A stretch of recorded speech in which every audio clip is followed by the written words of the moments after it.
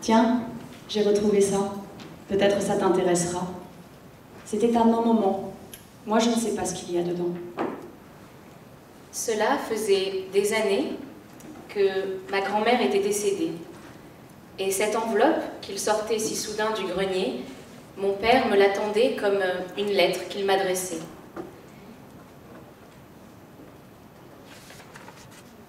Mon maman, c'était sa maman. Ce n'était pas ma maman. Et s'il ignorait ce qu'elle contenait, lui, ce gynécologue patenté, je n'allais pas, moi, y regarder. Je n'allais pas faire naître mon père, le faire sortir de l'enveloppe de sa mère.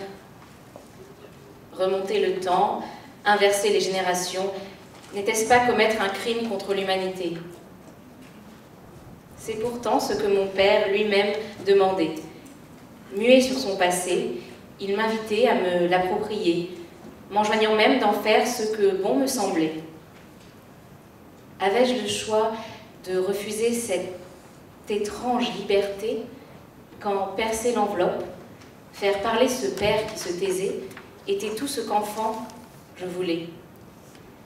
Car ce courrier et les mots qui l'accompagnaient, effaçant d'un trait celui qui s'y refusait, faisaient de celle qui questionnait son héritière désignée, l'héritière désignée de ce passé.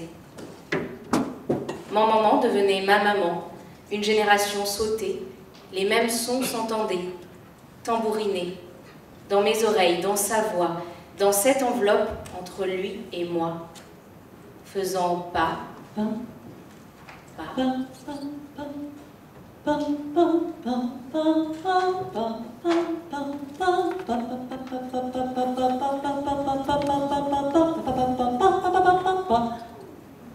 Devant moi, l'histoire défilait.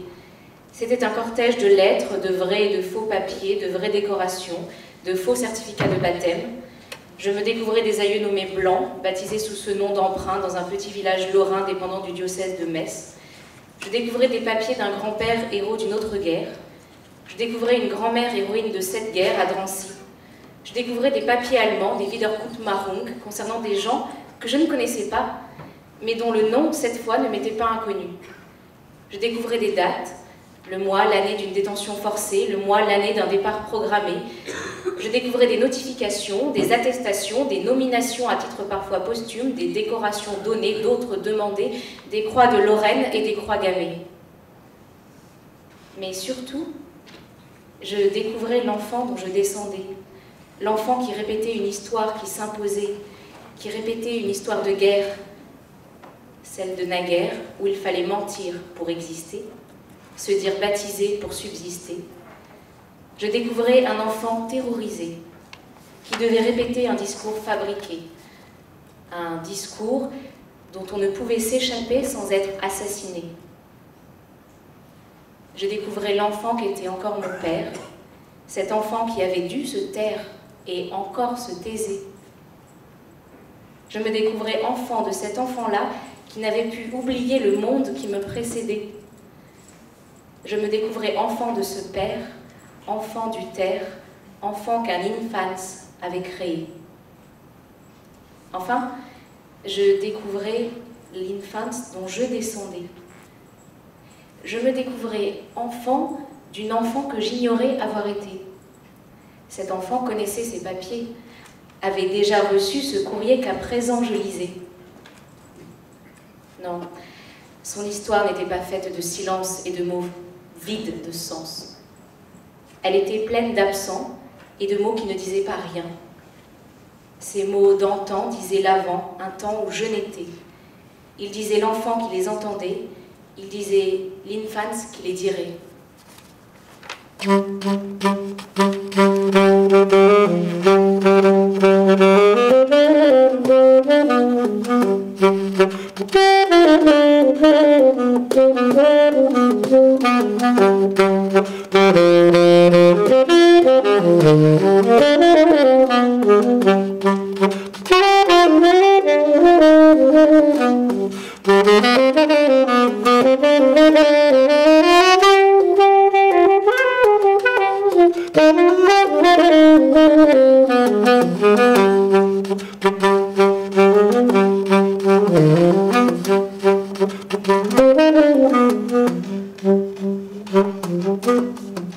Toujours blanche, la page où jamais rien ne s'écrit ne porte jamais rien d'inscrit.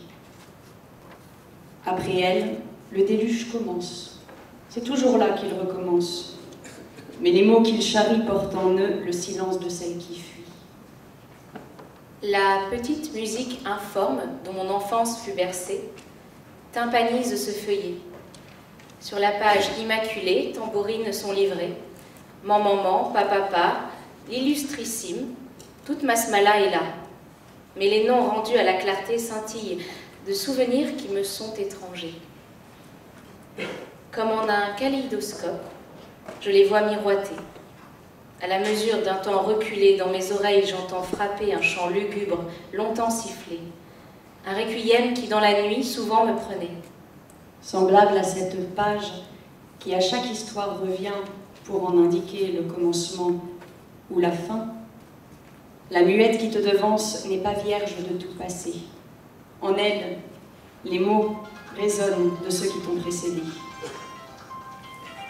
Ils avaient été ceux que tu suivrais, ceux après lesquels tu viendrais. Tous, tu ne les avais pas connus, mais ils ne t'étaient pas tous inconnus. Dans l'air que tu respirais, partout, ils murmuraient. Lorsque tu inspirais en ton souffle, régulièrement, passaient ces oubliés dont le souvenir toujours revenait.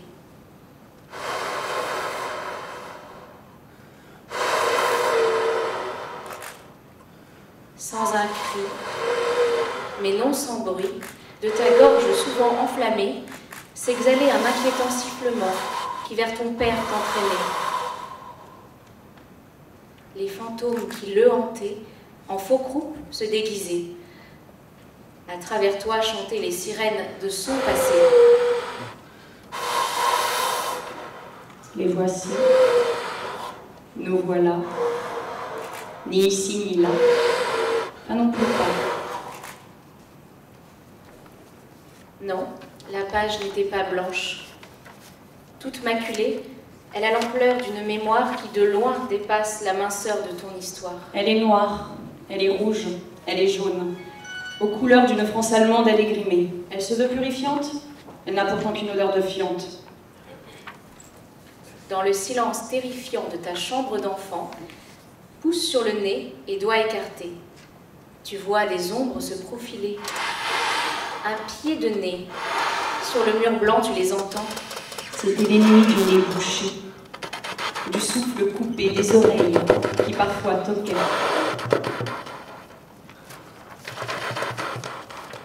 Dans la cymbale de tes tympans, battait une sternutation de 6 années. Juif,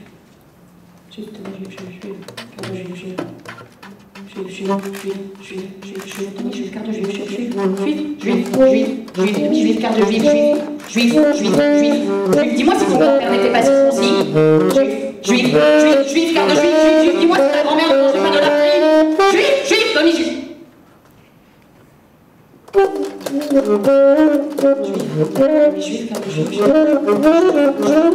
Juif, ton grand-père, c'est ta grand-mère, tu l'as pris.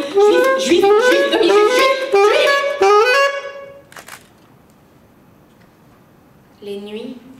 voix s'en aller. Était-ce ces voix qui revenaient? Quand tu courais vers ton père, persuadé qu'il allait te sauver, que tu allais à nouveau respirer, rejoignait-il l'endroit où cet air s'entendait? En ce lieu confiné de grande promiscuité, comme toi, il étouffait. Avec ses parents, sans pouvoir se sauver, ensemble, ils attendaient. Quoi? Comment aurait-il pu même l'imaginer? Ce que ton grand-père, l'illustrissime, alors pensait, c'est qu'à Pichipoy, où il risquait d'aller, il suffirait de travailler. Il y serait médecin, et Pichipoy sûrement n'était pas loin. De Bobigny, juste quelques heures de train. Ce n'est pas ce qu'elle croyait, ce qu'elle sentait, elle. Sa croix était déjà bien gommée. Pour échapper au train, il ne fallait pas se résigner. Maman allait donc inventer, il fallait que la vérité soit cachée. Elle était née blanc, de race pure, vierge de tout soupçon. Elle venait de Guebling, petit village lorrain. S'il n'était dévasté, n'avait été bombardé, il pourrait vérifier ses 3 générations de baptisés, constater qu'elle et ses enfants l'étaient.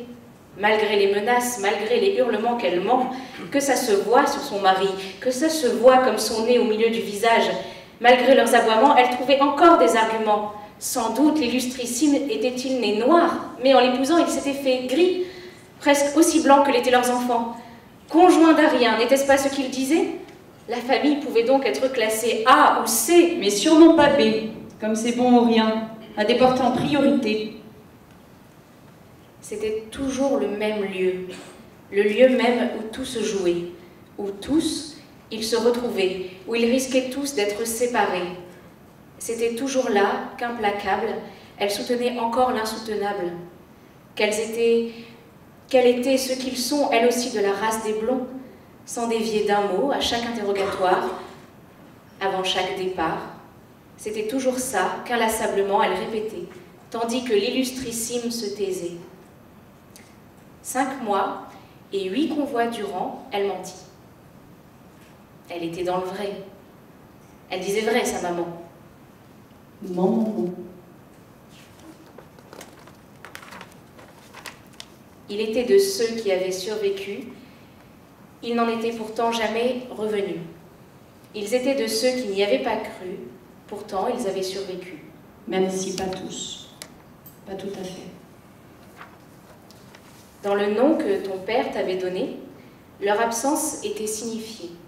Tu portes en toi la trace de ses présences effacées. Dans l'ombre de sa voix qui te nommait, d'autres voix murmuraient. Murmures indistinctes de voix d'ombre. Sans doute, disait-elle, tout ce qu'il est possible de dire et de ne pas dire. Tout ce qui lui était impossible à dire.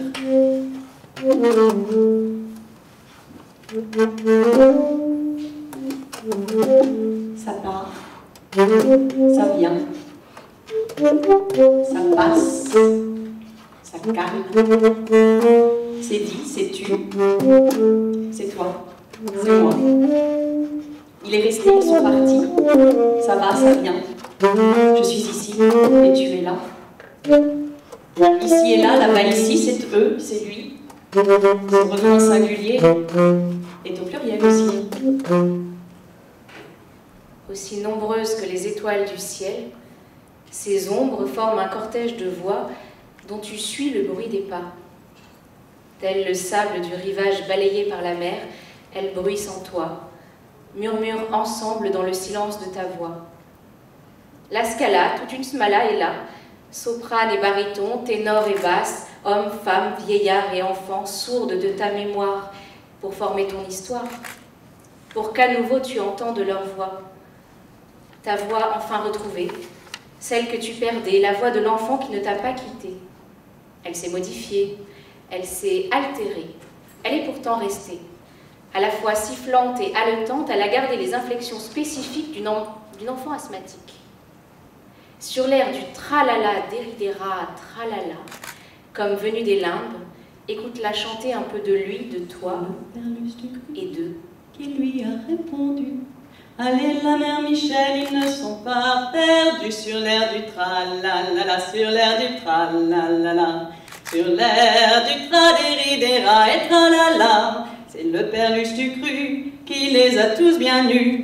En savonnette, ils ont été rendus. En savonnette, ils nous ont vendus.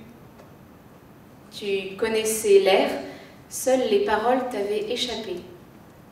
Le chat que tu avais dans la gorge n'était pas muet, il fallait l'écouter afin qu'il puisse parler.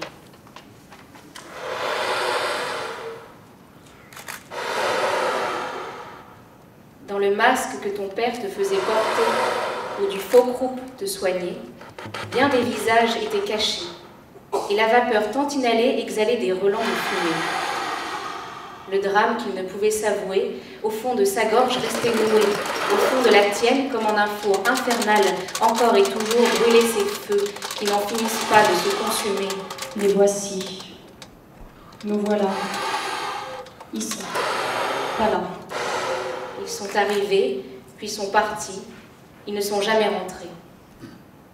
Immédiatement, ils furent identifiés, des drancy rasés, et puisque sous une mauvaise étoile ils étaient nés, ils se devaient d'être rayés. C'est le costume qu'ils auraient apporté, le destin qui leur irait. Un tel désastre ne pouvait qu'arriver. Beaucoup furent emportés. Dans le ciel du camp, parmi les étoiles qui brillaient dans la nuit, il y avait la maman de sa maman, sa grand-maman, sa tante, son oncle, ses cousins et sa cousine. Ils avaient été rasés, ils furent rayés, enfin gazés, ils partirent en fumée.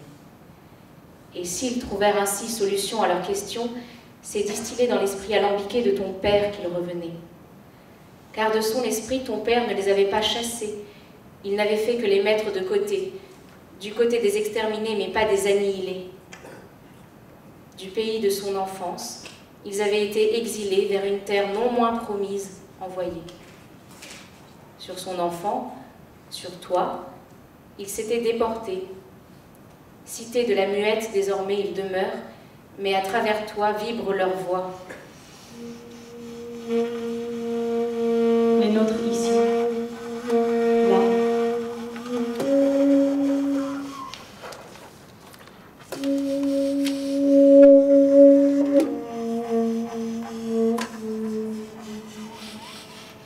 Comme le bélier tombe dans sa corne pour devenir voix, ils sont tombés dans ton nom pour devenir toi. L'inhalateur dans lequel enfant tu respirais, l'inhalateur dans lequel enfin ton souffle revenait, tel un chauffard sonné. Passe, par-ci, calme, par là, sommes ceci, cela.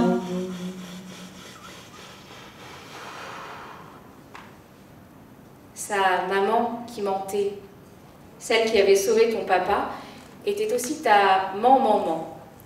N'était-ce pas lui, son fils, qui t'avait dit d'appeler sa maman maman, pour que la part d'ombre de son histoire puisse au jour apparaître? N'avait-il pas fallu d'abord que ton papa puisse être papa? Cette possibilité-là, celle de dire cela, c'est encore lui qui te la donna. Dans ce mot qui le perdait, tu le retrouvais lui et son passé, et vos deux histoires pouvaient se rencontrer. Papa était le premier mot que tu aies jamais prononcé. Et c'était ce grand-père avec lequel tu jouais. Dans cette unique syllabe 3 fois répétée, 2 histoires communiquaient. En ce mot singulier à 3 destinées, un autre mot d'une syllabe équivoquait. Tes mots d'enfant, ces mots qu'avant même de savoir parler, tu entendais. Des mots trompeurs, des mots farceurs, tous ces mots, tu les avais ensemble mariés. Ainsi, papa l'était-il avec maman? Qu'en réalité, papa soit le papa de maman et maman la maman de papa, que papa et maman soient rarement ensemble et que presque toujours papa soit accompagné de mamie, que presque toujours maman vienne te voir seule et jamais avec papa sans mamie, n'y changeait rien. Que ma maman soit sans mari, que papa n'ait pas de papa, cela certes tu le voyais, ainsi était-ce montré, c'était là ce qui était. Mais ce n'était pas cela la vérité. La vérité se disait dans ce qu'enfant tu entendais. Dans le silence d'une histoire, couleurs et sons se répondent, ils se confondent. En se font de mémoire d'étranges liens secrets, des liens de sang, mariage consanguin, des liens de son, mariage interdit, des liens sans nom. Ici tout est permis, rien n'est interdit. La mère va avec l'enfant, le fils avec le père, Le père d'une mère va avec la mère d'un père. Et toi, tu vas avec ton propre père. Sur la page de garde, rien n'est imprimé, mais tout est conservé d'un passé filigrané. Il est là, tu le portes en toi, en ton corps, en ton âme, dans ta voix, dans les mots dits par toi comme les stigmates d'une histoire ignorée, pourtant racontée. Ici, tout est dit, et rien inscrit. Semblable à cette page immaculée, à sa naissance, l'enfant n'est pas vierge de tout passé. La mort l'a déjà souillé. Quand l'enfant sort du corps de sa mère, le tunnel qu'il traverse, aussi long que le Gothard, aussi bruyant qu'un chauffard, est comme eux plein de fureur et de nuit. Quitte-t-il l'enfer pour rejoindre le paradis, ou s'engage-t-il du paradis vers l'enfer? Car, dans le trajet entre l'avant et l'après, il aura été confronté à ce qu'en naissant, il aura oublié. À l'intérieur du Gothard, les issues de secours, comme les portes du souvenir, un instant s'entr'ouvrent.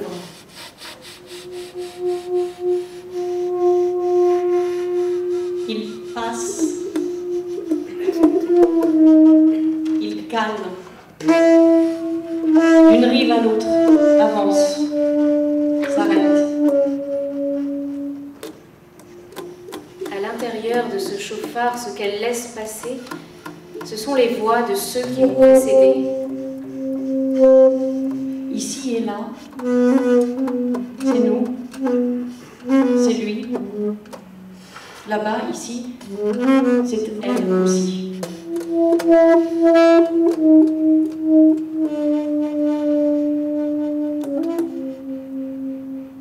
Cette musique qui l'appelle, l'enfant s'engage à la faire chanter sa vie durant. Passe par-ci, calme par-là. Ainsi contractas-tu le rythme à deux temps de ton nom.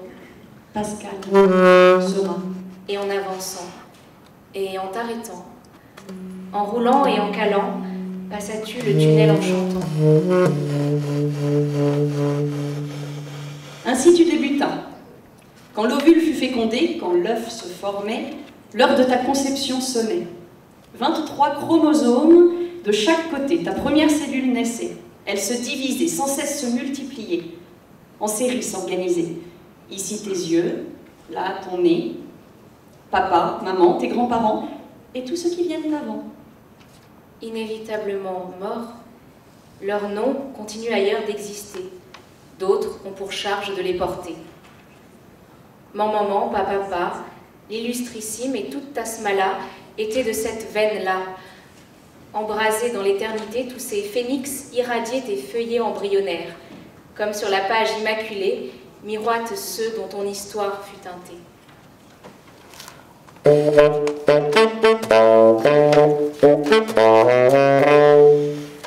Als Josef Klesmer spielt die Faszinre, tanzt die Relle wie am Evangelia.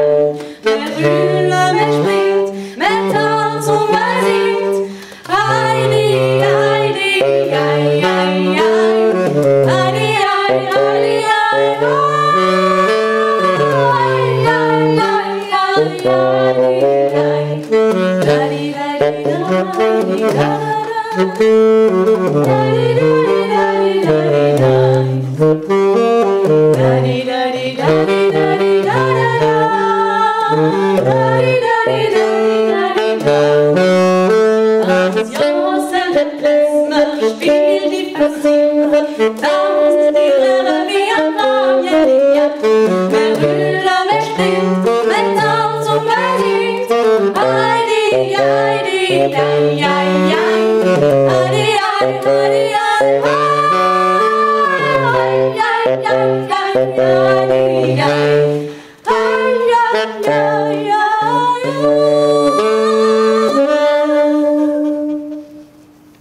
Au bras de mon père, je rejoins mon fiancé sous le dais.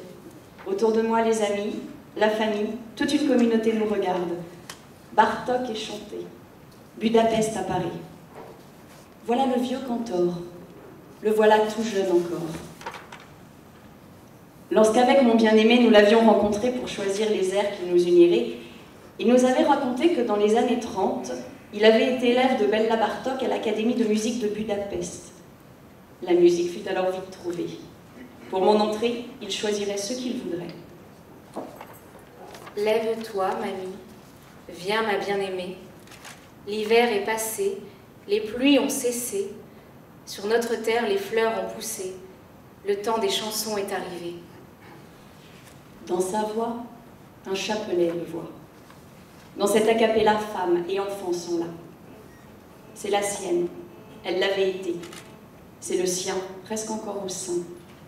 Il s'appelle, se rappelle. Lève-toi, mamie, viens ma bien-aimée, ma colombe nichée dans les fentes du rocher. Cachée dans les parois escarpées, montre-moi ton visage, fais-moi entendre ta voix. Ils étaient jeunes mariés lorsque la guerre éclatait. Ils furent arrêtés quand la guerre finissait. Déportés avec leur tout jeune enfant, ils arrivèrent à Auschwitz jusqu'à la porte du néant. Aussitôt débarqués, les voilà parqués, déshabillés, prêts à être liquidés. Je dors, mais mon cœur veille. C'est la voix de mon bien-aimé, il frappe. Savait-il que de la douche où il allait entrer, aucun liquide ne sortirait? Ce jeune chantre qui déjà officiait le jour de Kippour pour que son peuple soit lavé de ses péchés, avait-il deviné qu'à un obscur Moloch, les enfants d'Israël étaient sacrifiés? Mon bien-aimé a mis la main sur la lucarne, et mes entrailles ont frémi pour lui. Il fut le seul dont l'histoire continuerait, le seul de cette fournée à pouvoir raconter cet enfer calculé où en 15 minutes tout était fait. J'ai ouvert à mon bien-aimé, mais mon bien-aimé était parti, il avait disparu. Je l'ai cherché et je ne l'ai pas trouvé. Je l'ai appelé et il ne m'a pas répondu. Les gardes qui font la ronde m'ont rencontré, ils m'ont frappé, ils m'ont blessé. Les gardiens des murailles m'ont enlevé mon voile. Je vous en prie, fille de Jérusalem, si vous trouvez mon bien-aimé, dites-lui que je me meurs d'amour. Qui est donc ton bien-aimé? Qu'est-il de plus qu'un autre bien-aimé, pour que tu nous supplies ainsi de le chercher? Tel le bouc chargé de tous les péchés, tout imprégné de zyklon-bé, il aurait dû, lorsque la porte s'ouvrirait sur un monticule de corps entassés, tomber dans la fosse, se fracasser comme un verre se briserait, comme le verre fut brisé sous le dais. Clair de peau, rayonnant et vermeil, mon bien-aimé se distingue entre 10 000. Quand le verre fut cassé, en souvenir du temple détruit, j'étais mariée. Avec mon fiancé, j'avais alors partagé une coupe de vin sanctifié, reçu l'anneau au doigt, écouté les 7 bénédictions après avoir entendu lire la Ketouba. Cet acte de mariage, écrit en araméen, venait juste d'être signé par nos témoins. Des années après, l'un d'eux m'apprendrait ce qui lui fut raconté. La conversation avait démarré sur Bartok et, de fil en aiguille, ce fut la Hongrie, puis la Tuerie. D'autres voix sont là. Reviens, reviens, Shulamite. Reviens, reviens, afin que nous te regardions. De grâce, tourne-toi, Shulamite, tourne-toi, afin que nous te contemplions. Elles chantent tout bas. Elles chantent leurs noces monstrueuses, leurs noces de cendre. Elles chantent leur corps emmêlé, leur mariage forcé. Elles chantent leur absence de noces. Elles chantent tous ces enfants qui ne naîtront jamais. Elles chantent les générations supprimées, l'humanité rayée. Non, il ne pourrait pas les ranimer. Il ne ramènerait pas sa bien-aimée. Comme Orphée, il allait rentrer, donner corps aux voix qui le hantaient. Que tes pieds sont beaux dans tes sandales, fille de prince. Ton cou est comme une tour d'ivoire, tes yeux sont profonds comme les piscines d'Hesbon. Ton nez est comme la tour du Liban qui surveille la côte de Damas. Que tu es belle, que tu es charmante et délicieuse, mon amour. Ta taille ressemble à un palmier et tes seins en sont ses grappes. J'ai dit, je monterai sur le palmier, je cueillerai ses fruits. Tes seins seront mes grappes de raisin, ton haleine l'odeur de la fleur de pommier. Ta bouche, un vin exquis, qui coule aisément pour mon bien-aimé, qui glisse de lèvres même tues. Dans la fosse, il respirait. Dans cette tombe, il bougeait. Il en fut extirpé, tel un nouveau-né. Avait-il revu l'ange? L'ange l'avait-il enjoint de parler, cette fois sans oublier?